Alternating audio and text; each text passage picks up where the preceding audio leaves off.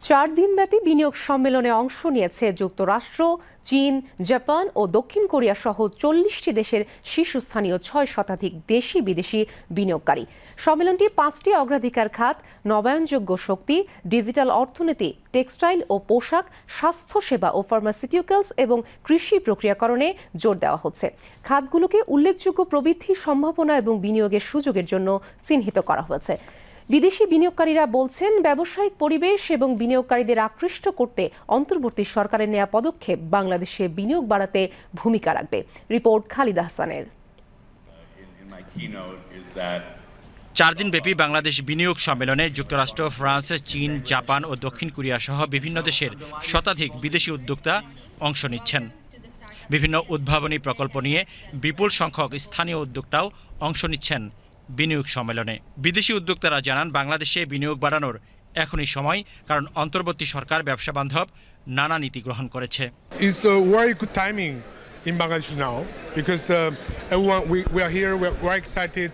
The Honorable Vice Professor Yunus is very famous in China, but also globally. So he's the icon of Bangladesh. And now I think together with young people and with this new government, they're creating a very new investment environment in Bangladesh. So everyone is very excited, and here there's many different incentives, different policies to attract that. Well, I'm in the energy and climate sector, right? So specifically in clean transport or renewable energy, what are those investment opportunities? How can we support more entrepreneurs and more companies doing the work in that space?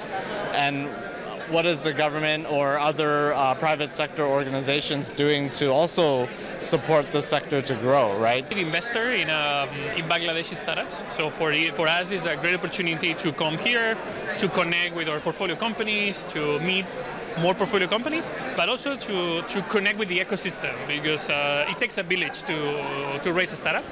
It requires collaboration of many different types of organizations. So this type of gatherings put together everybody into a single location. So it's a very efficient way to connect with everybody and to have deep conversations. স্থানীয় প্রযুক্তিতে টেকসই নানা উদ্ভাবনী প্রকল্প বিদেশিদের সামনে তুলে ধরছেন স্থানীয় উদ্যোক্তারা। এ ধরনের সম্মেলনের মধ্য দিয়ে বাংলাদেশে বিদেশি বিনিয়োগ আনার সম্ভাবনার কথাও বলছেন তারা। আসলে দেখেন, এটা আসলে বাংলাদেশের সামিট নয়, এটা বাংলাদেশকে বিশ্বে একটা জায়গায় ইস্টাবলিশ করার জন্য এটা একটা সামিট।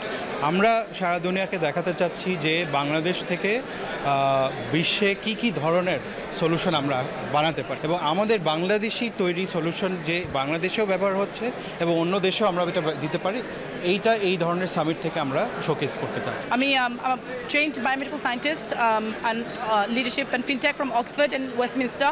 So আমার বাইরে এডুকেশন সেন্টার ছিল, বাংলাদেশে ফিরে এসেছি হেলথ কেয়ার নিয়ে কাজ করার জন্য।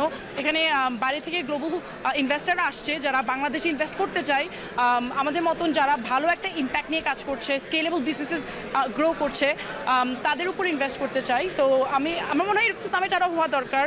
ফান্ড ইজ অলওয়েজ মানে একটা important part for running the business. সেই ক্ষেত্রে যেটা দেখা যায়, যখন ইন্টারন্যাশনাল ম্যাচমেকিংগুলো হয়, এই ম্যাচমেকিংয়ে যখন ইনভেস্টার আসে, তারাও আসলে ফেস টু ফেস কথা বলতে চায়। এখন যেহেতু নতুন অনেক ইনিশিয়েটিভ আসতেছে, হয় কি আপনি ওয়েবসাইট দেখে বা পিচ ডেক দেখে অনেক সময় জিনিসগুলো বোঝা যায় না। সেই ক্ষেত্রে এই নতুন আইডিয়াগুলো আপনি যখন আপনার ইনভেস্টরকে পিচ করতে পারবেন ফিজিক্যালি, তখন দে মাইট আন্ডারস্ট্যান্ড অ্যান্ড দ্য রিকোয়ারমেন্টগুলো তখন ভালো মতো বোঝা যায়। অংশগ্রহণকারীরা বলছেন, এ ধরনের বিনিয়োগ সম্মেলন বিদেশিদের এদেশে বিনিয়োগ বাড়াতে যেমন উৎসাহিত করবে, একই সাথে স্থানীয় উদ্যোক্তাদের বিদেশে বাজার ধরতেও সাহায্য করবে।